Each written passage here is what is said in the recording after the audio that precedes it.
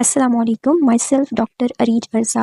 हमारे पास आज एक पेशेंट आई जो कि बता रही थी कि उन्हें इर्रेगुलर पीरियड्स हैं, वज़न भी उनका बढ़ा हुआ था और काफ़ी अरसे से कंसीव करने में उन्हें डिफ़िकल्टी है। उनकी एज थी 34 ईयर। जब हमने उनका अल्ट्रासाउंड किया तो उनके फॉलिकल्स की तादाद नॉर्मल ओवरी के जो फॉलिकल्स होते हैं 6 to 10 उनसे कहीं ज़्यादा थी। टेक्निक जो हमने यूज़ की उसमें हाई फ्रिक्वेंसी ट्रांसड्यूसर हमने इस्तेमाल किया और फिर उसके ज़रिए से हमें ट्रांस विजाइनल और ट्रांस एब्डोमिनल इमेजिंग ली। अब हम बात करते हैं रिपोर्ट फाइंडिंग्स की। उनकी यूट्रस थी एंट्रीवर्टेड, 8 सेंटीमीटर की लेंथ थी, 4 सेंटीमीटर डायामीटर और 5 सेंटीमीटर विड्थ। उनकी जो मायोमेट्रियम थी वो होमोजेनियस थी, कोई भी उसमें फोकल लीजन मौजूद नहीं था।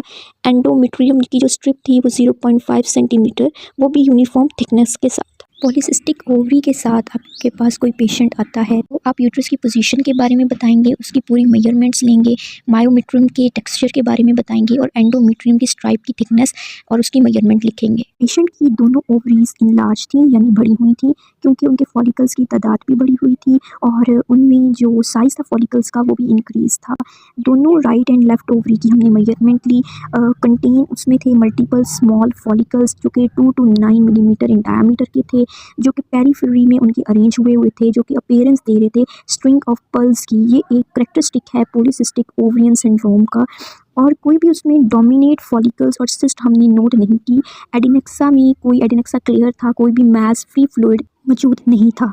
ओवरीज़ की फाइंडिंग में आप सबसे पहले उनकी मेजरमेंट्स लेंगे, फिर आप देखेंगे कि फॉलिकल्स की तादाद कितनी है, उसका डायामीटर कितना है, उसकी अरेंजमेंट किस लिहाज से हुई हुई है, कोई डोमिनेट मतलब कि बढ़ा हुआ सबसे अलग फॉलिकल तो नहीं है, कोई सिस्ट तो मौजूद नहीं है, एडिनेक्सा में कोई मैस तो नहीं है, कोई फ्लूइड तो नहीं है। ये सब आप वहाँ राइट करेंगे अपनी रिपोर्ट में। इंप्रेशन जो हमने दिया वो ये था कि दोनों ओवरीज सिस्टिक थी यानी पॉलीसिस्टिक ओवरीज थी, जिसमें मल्टीपल पेरिफ्री में फॉलिकल्स थे, उनका वॉल्यूम इंक्रीज था, कोई भी एविडेंस नहीं था एडिनेक्सल मैस का।